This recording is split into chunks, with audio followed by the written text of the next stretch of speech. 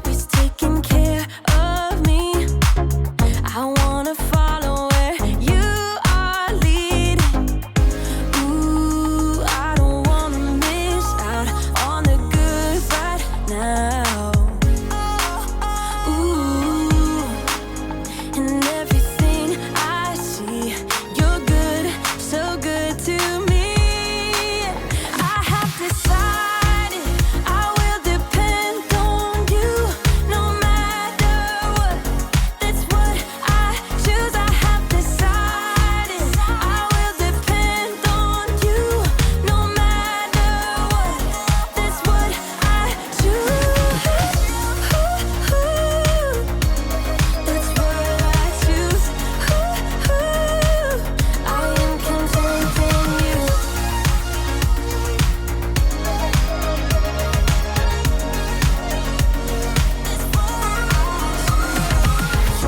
Thank you for all that you've given me. You are generous and good forever. Help me share the love you're showing me. I want everyone to know you better. Ooh, I don't wanna miss out on the good right now. Ooh, and everything I see, you're good, so good to me. I have decided I will depend on you no matter what. That's what I choose. I have decided I will depend on you no matter what. That's what I choose. That's what I choose. I am content in you. That's what I choose. I am content in you.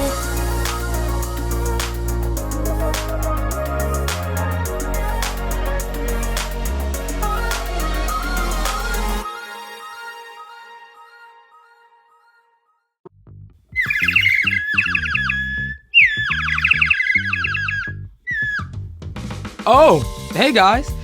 Just doing a spot of bird watching here. Welcome to Story Lab. This week we're taking a look at the story of a small snack that turned into a feast to remember.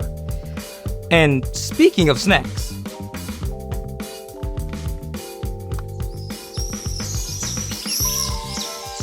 oh, that's so pretty.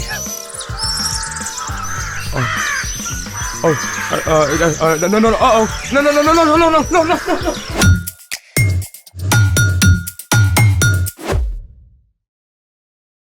Hey guys, welcome to Story Lab. I'm Carter. And I'm Zeke. This month we're talking about how everything we have is a gift from God. So we can give freely to others. Special delivery for Carter.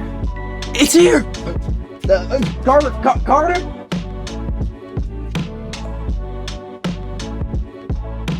Hey,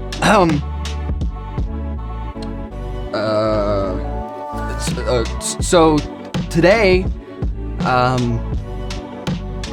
hey, watch this. Oh, this is pretty easy. Let's go higher. What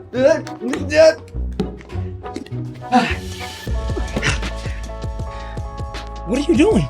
You left me hanging here. Sorry, man. Look, I'm just so excited about this gift that I ordered for my little cousin. Well, let's see. Well, see, his family is going on this epic road trip to the national parks, and I just wanted him to have something fun to take a picture with at each stop. Oh, cool, like a superhero action figure or a giant candy bar or a pigeon? A pigeon. You mean a rat of the sky? First off, rude. And second, this isn't just any pigeon. This is a homing pigeon. Humans and homing pigeons have a very special relationship. What do you mean? You see, thousands of years ago in ancient Egypt, humans used homing pigeons to deliver letters over long distances. So, bird mail? Yep. Homing pigeons were even used in ancient Greece to deliver the results of the Olympics. Oh. For the gold! Homing pigeons have even saved lives. This pigeon named Sher Ami saved hundreds of soldiers during World War I by flying straight through enemy lines to deliver a message. He got a Medal of Bravery for it. That's even better than Olympic gold. But how do the pigeons know where to go? Homing pigeons navigate by landmarks, the position of the sun, and a little thing called magnetoreception. Magnet. Magneto! Not quite. Magnetoreception means homing pigeons can sense the magnetic field of the Earth and use it for direction. They can be trained to carry a message to a specific place hundreds of miles away. Wow. Who knew pigeons were so cool? This is definitely the right road trip companion for your cousin. Hey, let's take our own road trip first. I don't think we have time for that in one episode. I have a plan. Well then, Let's do it! Time for our own virtual road trip with a little movie magic. I've got my camera and I'm ready to see the world! First up, in the Peach State, Atlanta, home of the busiest airport in the U.S. Perfect. Oh, are we gonna fly? Straight across the Atlantic Ocean. I wonder if we'll see any whales. Perfect. That's the Berlin Cathedral in Germany. Oh, guten Morgen, mein Freund. Perfect. Oh, I know this one. It's Timbuktu in Mali. The Sahara. Oh, architecture is super cool. Perfect. Oh, that's the famous Lotus Pond in Oh. Taiwan. Oh, so much to see.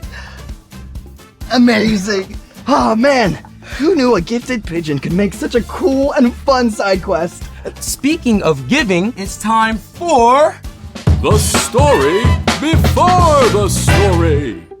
Today, we're in the book of 1 Kings, which picks up right where 2 Samuel leaves off, at the end of King David's life. Everything had started off great with the glorious reign of David's son, King Solomon. But toward the end of Solomon's life, things began to fall apart. A short time later, the kingdom split in two. After that, most of the kings who ruled God's people were kind of terrible. And King Ahab was one of the worst. He led the people far from God. So, God raised up a prophet named Elijah. Elijah warned that because Ahab had turned away from God, the land would experience a time of no rain. Which is where our story starts. Take it away. Hey everybody, I'm Brian, and I gotta set the scene for today's epic story. See, King Ahab had been an absolute train wreck for Israel, leading the people to worship the false god Baal. But then Elijah showed up to confront him. I serve the Lord. He is the God of Israel. You can be sure that there won't be any dew or rain on the whole land during the next few years. It won't come until I say so. You impertinent knave. As you can imagine, Ahab was not happy with Elijah. The false god Baal was supposed to control the weather, and when all the rain stopped, it meant that the one true God was more powerful than Baal. Elijah needed to escape from Ahab's anger, so God sent Elijah east to hide in a place called the Kerith Valley. God said, "You will drink water from the brook. I have directed some ravens to supply you with food." So during the time of no rain, Elijah drank from the stream and received his food from a flock of ravens every morning and every evening. You might call his meal delivery service Bird Dash. But meanwhile, outside Elijah's hidden valley, the land was in trouble. With no rain, wells began to dry up. The crops failed. Life was hard for everyone, but especially for a widow in the town of Zarephath. Gather sticks and fan the flame. Bread's all gone. Who's to blame?